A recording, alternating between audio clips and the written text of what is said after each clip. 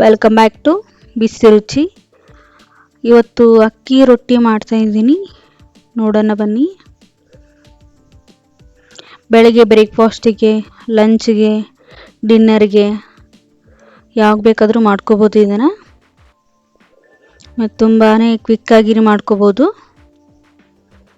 ಚಿಕ್ಕ ಮಕ್ಕಳಿಗೆ tiffin ಬಾಕ್ಸಿಗೆ, ದೊಡ್ಡವ್ರಿಗೂ tiffin ಬಾಕ್ಸಿಗೆ, lunch ಬಾಕ್ಸ್ಗೂ ಕೊಡ್ಬೋದು ಇದನ್ನು. ರಾತ್ರಿ ಡಿನ್ನರಿಗೂ ಅಕ್ಕಿ ರೊಟ್ಟಿ ಮಾಡ್ಕೋಬೋದು. ನೆಕ್ಸ್ಟ್ ಇದಕ್ಕೆ ಕಡಲೆಕಾಳು ಕುರ್ಮಾ ಮಾಡಿದ್ದೆ, ಅದು ತುಂಬಾ ಚೆನ್ನಾಗಿದೆ. ನೆಕ್ಸ್ಟ್ ವಿಡಿಯೋದಲ್ಲಿ ಹಾಕ್ತೀನಿ ನಾನು ಅದನ್ನು. ಇಲ್ಲಿ 2 ಕಪ್ಪಷ್ಟು ಅಕ್ಕಿ ಹಿಟ್ಟು ಹಾಕ್ಕೊಂಡಿದ್ದೀನಿ. ಒಂದು ಬೌಲ್ ತೊಗೊಳ್ಳಿ. 2 ಕಪ್ಪಷ್ಟು ಅಕ್ಕಿ ಹಿಟ್ಟು. ನಿಮಗೆ ಜಾಸ್ತಿ ಬೇಕಾದರೆ ಜಾಸ್ತಿ ಕ್ವಾಂಟಿಟಿನ ಹಾಕೋಬೋದು.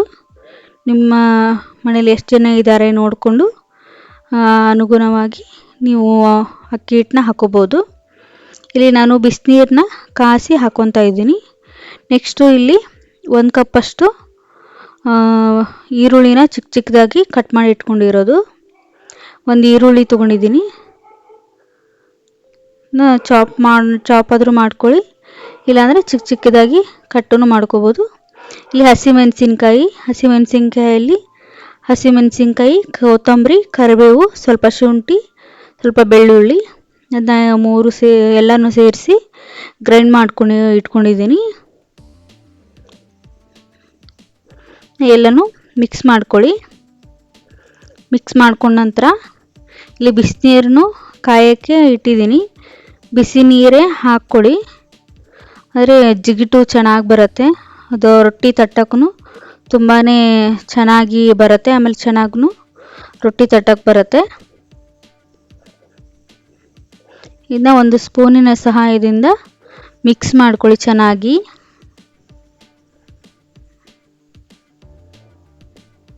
ಅಕ್ಕಿ ರೊಟ್ಟಿ, ಕಾಯಿ ಚಟ್ನಿ ಅದ್ರ ಜೊತೆನೂ ಚೆನ್ನಾಗಿರುತ್ತೆ.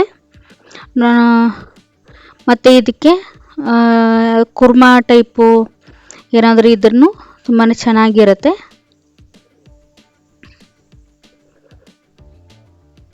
ಪಲ್ಯತೆನೂ ತಿನ್ಬೋದು. ತುಂಬಾ ಚೆನ್ನಾಗಿರುತ್ತೆ ಅಕ್ಕಿ ರೊಟ್ಟಿ. ಅಕ್ಕಿ ರೊಟ್ಟಿ ಯಾರಿಗೆಲ್ಲ ಇಷ್ಟ ಅಂತ ಕಮೆಂಟ್ ಮಾಡಿ. 5 ನಿಮಿಷ ಸ್ವಲ್ಪ ಎಲ್ಲ ಚೆನ್ನಾಗಿ ನಾದ್ಕೊಂಡು ಸ್ವಲ್ಪ ಎಣ್ಣೆ ಹಚ್ಚಿ ಹಾಗೆ ಎತ್ತಿಡಿ. ಈಗ ನೆಕ್ಸ್ಟು ಒಂದು ರೊಟ್ಟಿ ತಟ್ಟೋ ಶೀಟ್ ತೊಗೊಂಡಿದ್ದೀನಿ.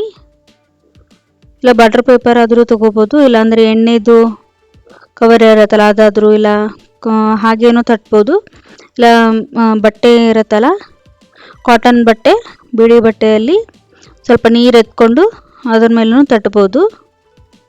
ಡೈರೆಕ್ಟಾಗಿ ಹಂಚ ಮೇಲೂ ತಟ್ಬೋದು. ನಿಮಗೆ ಯಾವ ಥರ ಆಗುತ್ತೆ ನೋಡಿ ಆ ಥರ ತಟ್ಕೊಳ್ಳಿ. ಈ ಥರ ಶೀಟು ಇದ್ದರೆ ತೆಳುವಾಗಿ ಚೆನ್ನಾಗಿ ತಟ್ಕೋಬೋದು. ಸ್ವಲ್ಪ ಕೈಗೆ ಸ್ವಲ್ಪ ಎಣ್ಣೆ ಹಚ್ಕೊಂಡು ನೋಡಿ ಈ ಥರ ತಟ್ಟಿ ಇಟ್ಕೊಳ್ಳಿ. ಈಗ ಹಂಚು ಕಾಯೋಕ್ಕೆ ಇಟ್ಕೊಂಡಿದ್ದೀನಿ. ಅಂದರೆ ಹಂಚಿ ತುಂಬ ಚೆನ್ನಾಗಿ ಬಿಸಿಯಾಗಿ ಕಾದಿರಬೇಕು, ಇಲ್ಲಾಂದರೆ ಅಷ್ಟೊಂದು ಚೆನ್ನಾಗಿ ಬರಲ್ಲ ಅದು. ಹಂಚು ಬಿಸಿ ಕಾದ ನಂತರ ಈ ಥರ ಎತ್ತಿ ಹಂಚು ಮೇಲೆ ಹಾಕೋದು.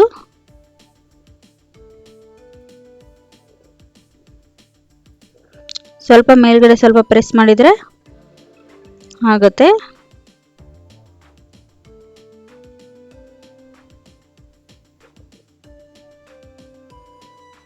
ನಾನು ಒಂದೊಂದೇ ಮಾಡಿ ತೆಗಿತಾ ಇದ್ದೀನಿ. ತುಂಬಾ ಪರ್ಫೆಕ್ಟಾಗಿ ತುಂಬಾ ಚೆನ್ನಾಗಿ ಬಂದಿತ್ತು. ನಮ್ಮ ಚಾನಲ್ನ ಸಬ್ಸ್ಕ್ರೈಬ್ ಮಾಡಿಕೊಂಡು ನೋಡ್ಕೊಳ್ಳಿ.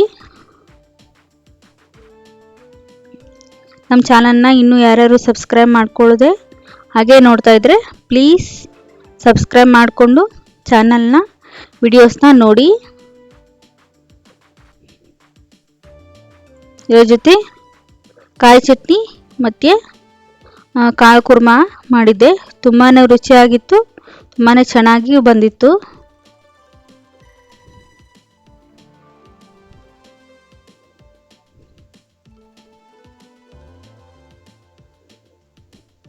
ತುಂಬಾ ತೆಳ್ಳಗೆ ಅಕ್ಕಿ ರೊಟ್ಟಿ ತುಂಬಾ ಚೆನ್ನಾಗಿ ಬಂದಿತ್ತು.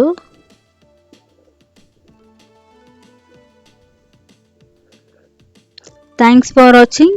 ಇಂಥ ಒಳ್ಳೆ ರೆಸಿಪಿಗಳನ್ನು ಕಲಿಯಲು ಲೈಕ್ ಮಾಡಿ, ಶೇರ್ ಮಾಡಿ, ಸಬ್ಸ್ಕ್ರೈಬ್ ಮಾಡಿ. ಮುಂದಿನ ರೆಸಿಪಿ ಜೊತೆ ಮತ್ತೆ ಸಿಗೋಣ. ಧನ್ಯವಾದಗಳು. Thank you.